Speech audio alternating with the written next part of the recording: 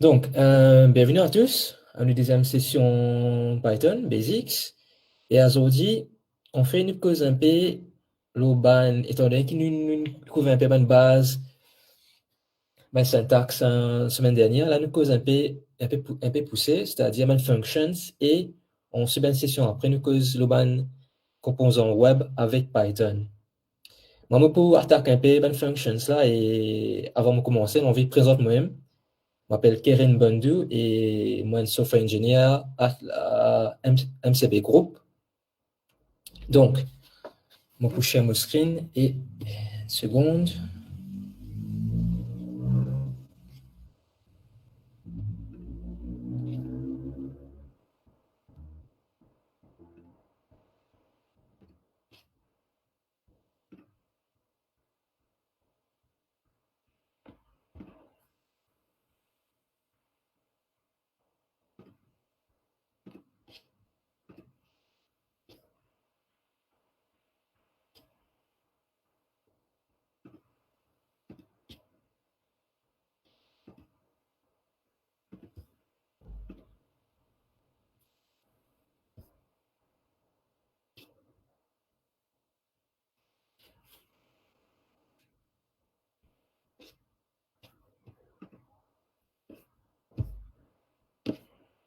Est-ce que vous avez tout mon écran?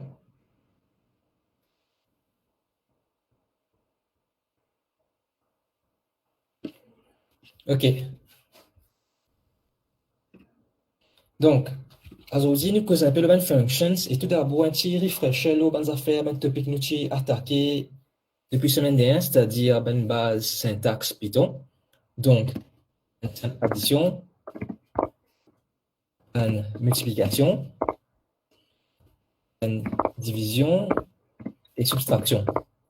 On peut aussi possibilité, par exemple, affiche sur une console différentes valeurs. Par exemple, ici, je vais faire un print. Hello world.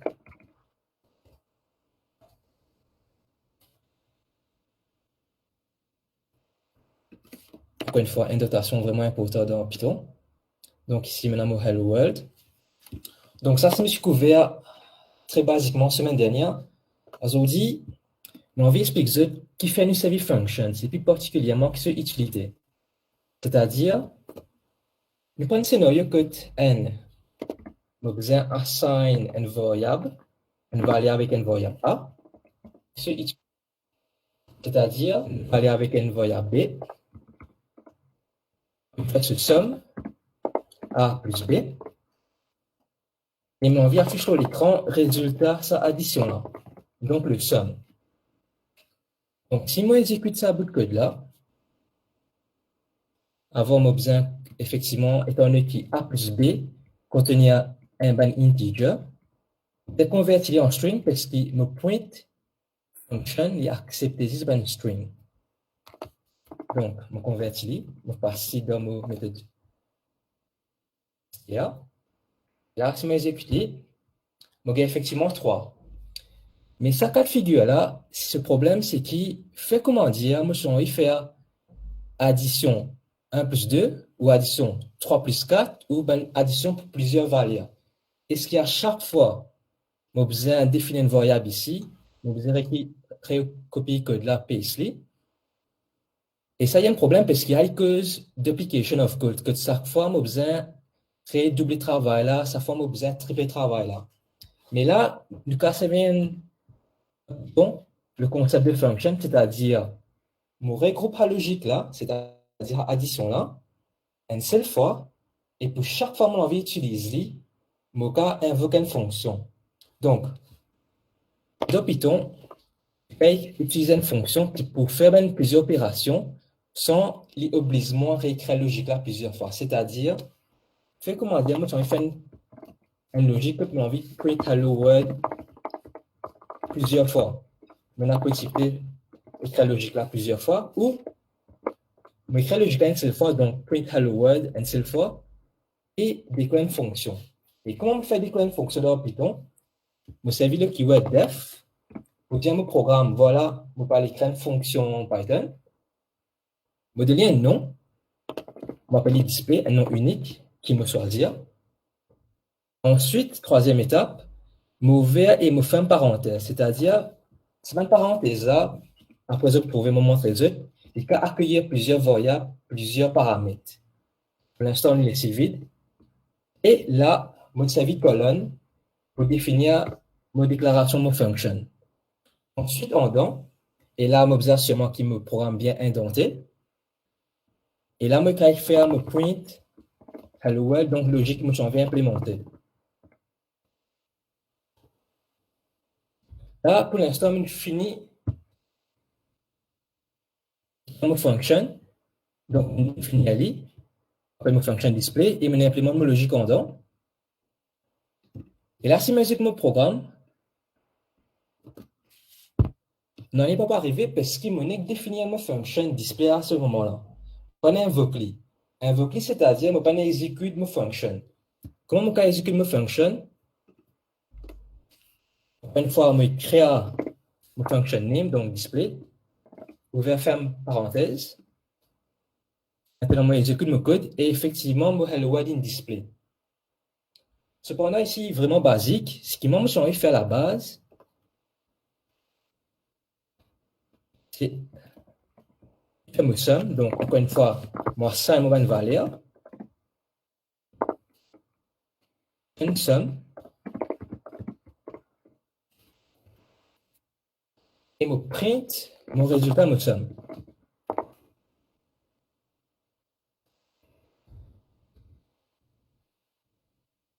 Donc là, je regroupe mon code de la même fonction. Je exécute. Je gagne résultat 3, effectivement. Et je vais faire plusieurs fois.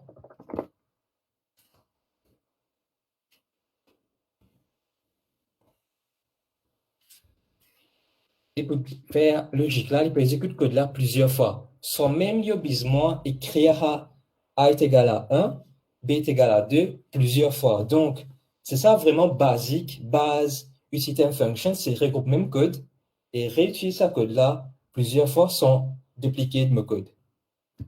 Mais sa méthode display, il a une assez restriction dans le sens que il fait un seul type addition, n plus 2.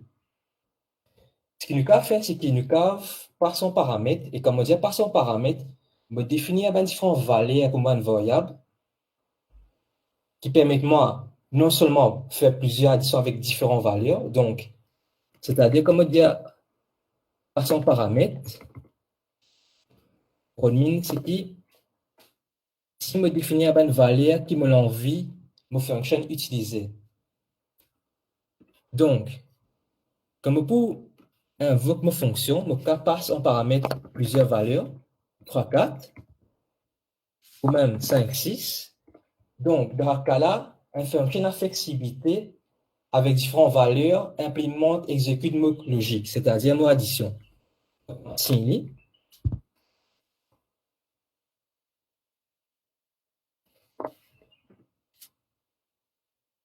Et là, nous trouvons qu'avec différentes valeurs, il donne différents résultats.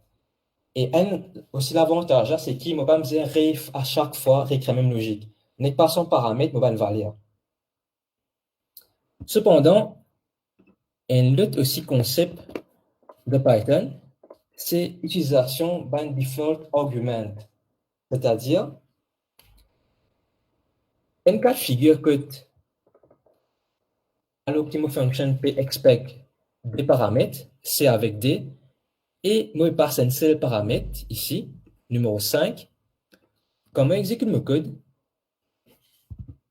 il me demande réel parce qu'il N, ce qui est donc cela peut écrire type error, missing what required positional argument, c'est-à-dire il partant dès l'argument ici, alors que moi, je fournis un seul.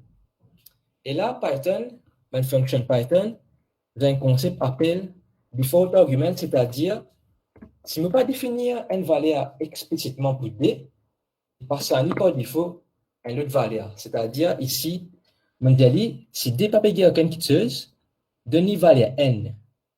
Donc, si je réexécute mon code, je vais une valeur 5 et trouver D qui n'a aucune valeur, donc il passe à une valeur 1.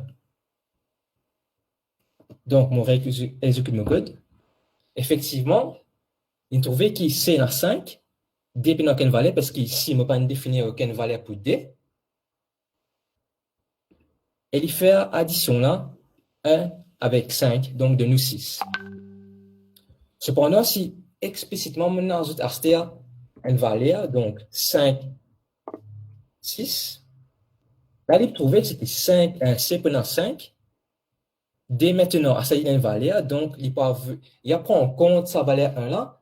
Par contre, il prend la valeur qu'il peut recevoir là, donc 6. Je expecte que j'ai 11. Effectivement, j'ai 11. Donc ça aussi, c'est là on montre ces concepts default arguments. Donc, l'hypothèse un peu de code que vous avez la possibilité d'invoquer cette fonction, soit avec un seul paramètre, soit avec un deuxième paramètre. Et le concept aussi, ce qui est vraiment intéressant, c'est maintenant, nous avons un peu le concept appelle variable argument, c'est-à-dire, si je peux utiliser un syntaxe que je un paramètre, j'utilise une étoile et me donne un nom à mon deuxième paramètre, donc il y a n'importe quel nom, mais ici on appelle vogs. Et à cette étoile-là, ce rôle, c'est ce qui m'offre aussi possibilité de définir un, comme son nom peut dire, c'est variable arguments, donc et variable nombre d'arguments, c'est-à-dire par son paramètre 5, il prend C, et par son paramètre plusieurs arguments, donc nombre d'arguments, 4, 5, 6, donc 3 additional arguments, ou si mon envie, je passe 4 et 5, donc 2 additional arguments, parce que sa premier argument-là, pour endosser, ben les restes qui peuvent suivre, donc 4, 5, 6, 4, 5, ou même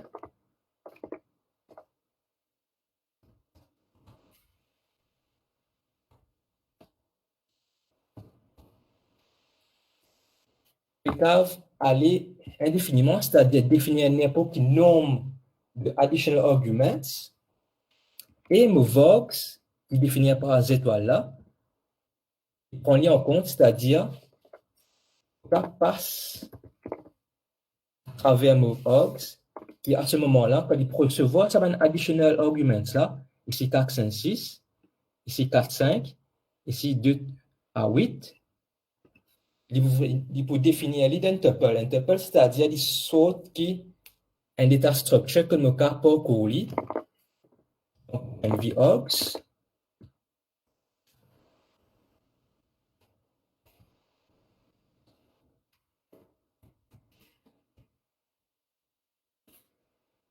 on laisse ça beaucoup de là. Et là, normalement,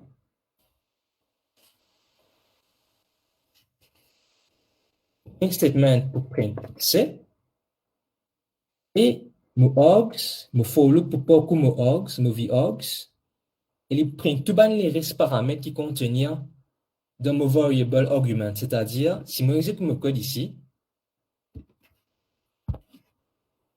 là, il peut display tout les restes. Par exemple, il y a une display 5, première affaire, il peut print C, une display 5, et 4, 5, 6, par exemple, plus clair, je ça. On exécute le code. Donc, nous revenons ici, il print 5, il regarde mon for loop, il parcourt les restes arguments, 4, 5, 6 qui restaient. Et là, l'avantage aura variable length argument là, c'est-à-dire, sans même objet définir à chaque fois display avec objet défini au préalable comme argument peut attendre. Donc, objet attendre comme c'est parti 1, 2, 3, 4 arguments. Variable length arguments permet-moi assez une demande flexibilité que je ne peux pas besoin connaître au préalable comme mes arguments peut attendre. Donc, quand vous voulez comme je l'envie, comme mes arguments me l'envie depuis ici. C'est vraiment l'avantage variable length arguments que a aussi le cas prothèse mon code pour un unexpected invocation, c'est-à-dire moi invoque ma méthode display avec plusieurs arguments. Donc, ça nous couvre une functions en gros. Et n concept aussi, c'est le concept de lambda. C'est-à-dire, quand vous rencontrez ça dans plusieurs functional programming languages comme JavaScript ou Ruby ou autres, dans Python, ben, anonymous functions est défini par lambda, le keyword de lambda. Et basiquement, c'est quoi un lambda? Il permet de nous définir une function, ou soit une logique une function, de même la ligne. Par exemple, ici, on va déclarer une fonction qui s'appelle sum, en paramètre de variables a et b, et faire effectivement une somme de a avec b, et il affiche le résultat. Mais avec concept lambda, on peut faire même logique, implémente même logique, mais avec le seul en ligne. Comme on peut faire, c'est pareil, sauf ici, on utilise le word lambda, qui est non réservé dans Python, et on prend paramètre, également a virgule b, donc ici, ça c'est il paraît comme on définit là-haut. On définit la logique là. On sépare les points colonne ici. Là, ma logique commence, c'est-à-dire, on print résultat de A et B. Fait lambda, c'est que ce 5 fonctionnalités, c'est remplace logique en fonction, mais convertit et compresse les de même celle la ligne. Donc, si je fais somme 1 et 2, effectivement, il demande 3. Donc, il fait la même opération que ma méthode qui me définit là-haut. Ça, c'est basiquement, c'est quoi un lambda? C'est les compresse ma fonction qui, là aussi, tu peux englober une logique pour on peut nous faire du code d'application, mais lambda, alors qu'on peut lire encore un step up. Que là, il peut compresser une logique qui prend normalement les trois lignes de ma fonction, mais loin, c'est la ligne. Ça, c'était en gros lambdas. Maintenant, en fait, qui me parle que c'est vraiment, c'est return value, c'est-à-dire une fonction. Donc, si je ne peux pas définir le fait qu'il peut return une value, explicitement, une fonction pour return moi none. None, c'est un type de Python qui représente, par exemple, dans Java, on a un concept de null, de Ruby, on a un concept de nil, mais dans Python, on a un concept de none. Plus précisément, un return value de Python, simplement une fonction directement une valeur, c'est-à-dire la fonction display là, pour retourner une valeur 0, que le cas s'il y a avec un autre variable. Donc, si je fais un display, là aussi, moi, invoque mon méthode display. Je fais une invocation, ça le jeu là peut exécuter et me return pour retourner ça 0 là, la valeur 0 là, et pour signaler de mon variable result. Donc, si je fais print result,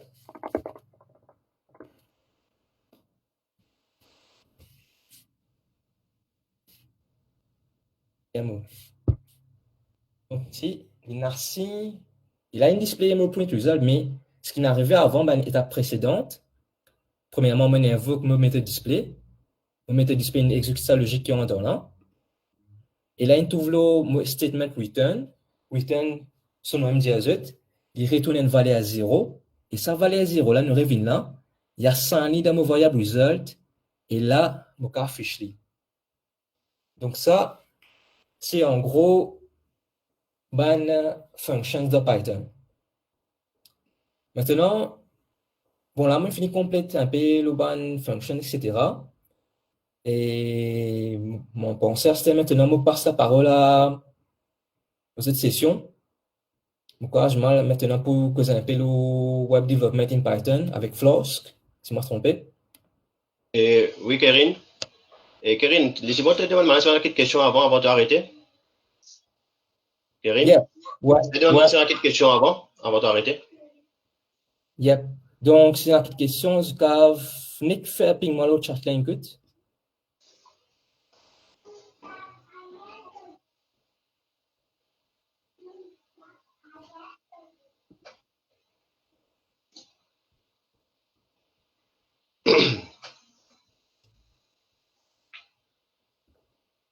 Yes. Bon, Abdul fait que répondre là, oui. Nous, la possibilité aussi passe un arrêt ou un tuple d'une fonction. Par exemple, comme je suis montré, à mon share mon screen.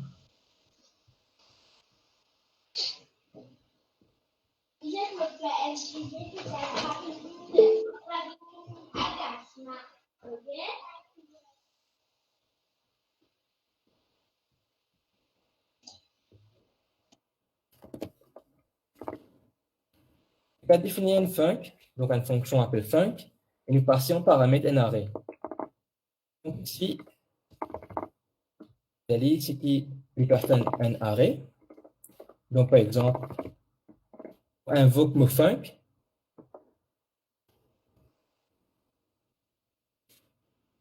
Voilà, donc effectivement, n'importe qui détectable ne peut passer d'un func. Il y a un arrêt, il y a un tuple, il y a un int, il y a un string. Mais ce qui dépend de la logique, par exemple, je montrer la possibilité aussi, ça fait l'avantage un variable length argument, c'est-à-dire de définir les points étoiles, je appelle les params,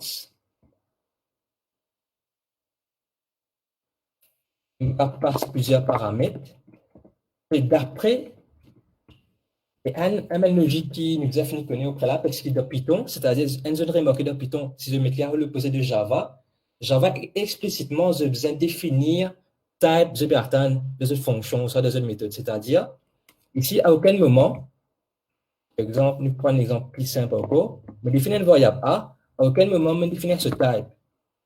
Et ça, c'est un avantage Python quand les dynamiquement, il finit de définir type là d'après valeur par signe. C'est-à-dire, comment assigner une valeur de 1, il finit dynamiquement assigner un type de integer à A. On va définir explicitement qui A un integer, mais il finit connaît.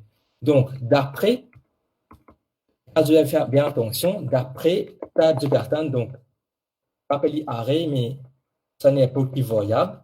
Vous devez faire attention que ça variable, par exemple, ici, foo, qui type il était, par exemple, on va pas faire si un integer, on va pas faire, exemple, invoque square bracket avec 1.